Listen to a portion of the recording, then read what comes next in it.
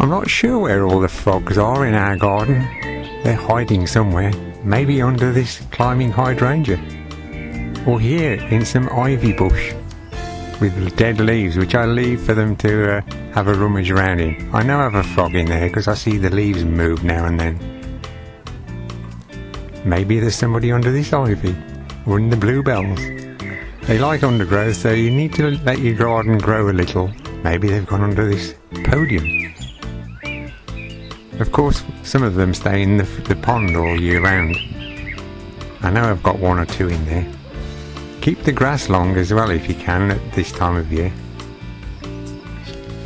A log pile is useful for all sorts of insects, and of course your frogs are climbing to, and the birds love it too, and the bees. There's bound to be a frog under that rhubarb. Those leaves create good cover. Now I know I have 4 frogs living in this pond. We also have some little houses. You can get these online. They're not too expensive.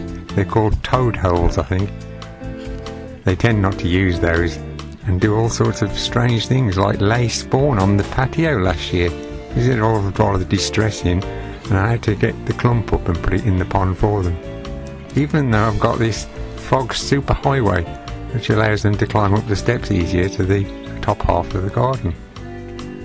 Still, what I did as a solution was buy one of these shallow trays from my local DIY centre and created a place on the patio in case they did it again this year. And lo and behold, they did.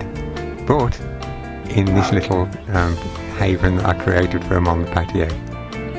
You should be able to see some of them little squiggling around inside the pond.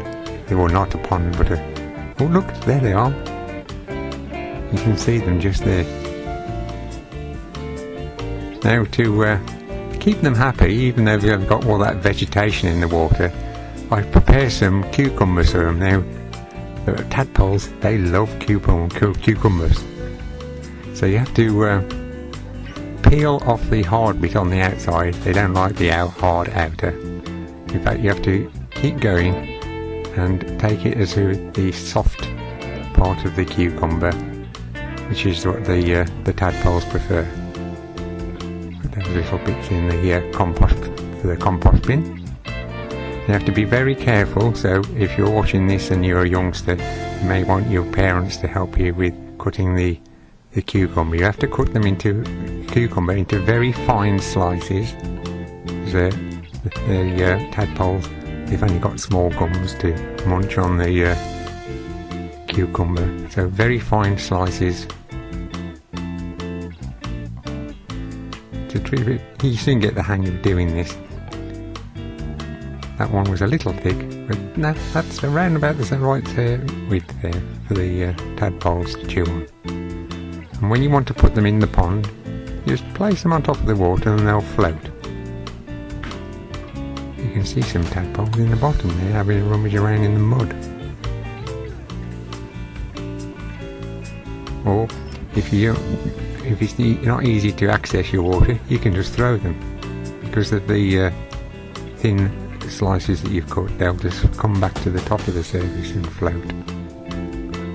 Now it takes a few days for the tadpoles to get used to you rummaging around in their water, and they can be frightened when you first put the cucumber slices in. They'll find it a bit of a strange thing, and the first couple of days may be a bit unsuccessful. You just have to be patient, because as soon as they learn that the cucumbers are tasty, they'll not eat that rotting vegetation. Instead, look, they prefer the cucumbers.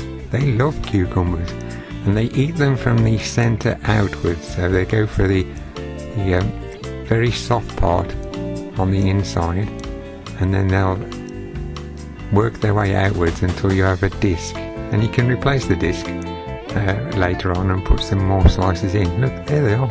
They love it, and you'll keep your tadpoles very happy and help them grow into froglets.